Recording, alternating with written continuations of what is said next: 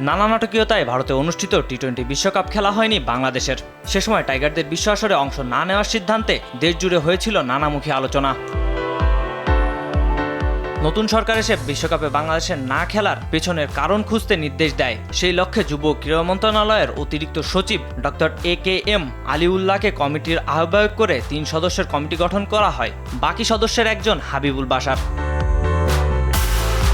মন্ত্রণালয় থেকে জানানো হয়েছে কমিটিকে 15 কার্যদিবসের মধ্যে তদন্ত প্রতিবেদন জমা দিতে হবে। তবে পাকিস্তান সিরিজ চলমান থাকায় এই পূর্ণাঙ্গ তদন্ত কার্যক্রম পরিচালনা করা কঠিন বলে জানান হাবিবুল বাশার। আমাদের কমিটি যিনি কনভেনার এবং আরেকজন যিনি সদস্য আছেন তাদের সাথে কথা হয়েছে, আমাকে ফোন করেছিলেন। সো আমি ওনাদের বলেছি যেহেতু আমাদের টেস্ট ম্যাচ চলছে, সো আমি এই আসলে এখন মাথায় টেস্ট খেলা ছাড়া আর কিছু নেই এবং আমি বিজি। তো আমি বলেছি সিলেট শেষ করে তারপরে যে ওনাদের সাথে বসবো, তারপরে আসলে ওনারা ঠিক করবেন কিভাবে কি কাজটা করা হবে। চলতি বছরে ভারত ও শ্রীলঙ্কায় অনুষ্ঠিত টি-20 বিশ্বকাপের নিরাপত্তা শঙ্কার কথা তুলে ধরে আইসিসির কাছে বাংলাদেশের ম্যাচগুলো ভারত থেকে শ্রীলঙ্কায় সরিয়ে নেওয়ার আবেদন জানায় বাংলাদেশ ক্রিকেট বোর্ড। তবে আইসিসি সেই অনুরোধ না রাখায় তৎকালীন সরকারের নির্দেশে বিশ্বকাপে অংশ না নেওয়ার সিদ্ধান্ত নেয় বিসিবি। পরে সাবেক ক্রীড়া উপদেষ্টা আসিফ নজরুল জানান, নিরাপত্তা বিবেচনায় এটি ছিল সরকারের সিদ্ধান্ত।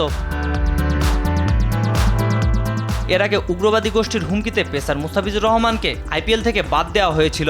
সঙ্গত কারণেই তখন ভারতে বাংলাদেশের খেলোয়াড়, কোচ ও কর্মকর্তা এবং সাংবাদিকদের নিরাপত্তা নিয়ে উদ্বিগ্নর কথা জানান বিসিবি। কাজী মাহিম হাসান, RTV।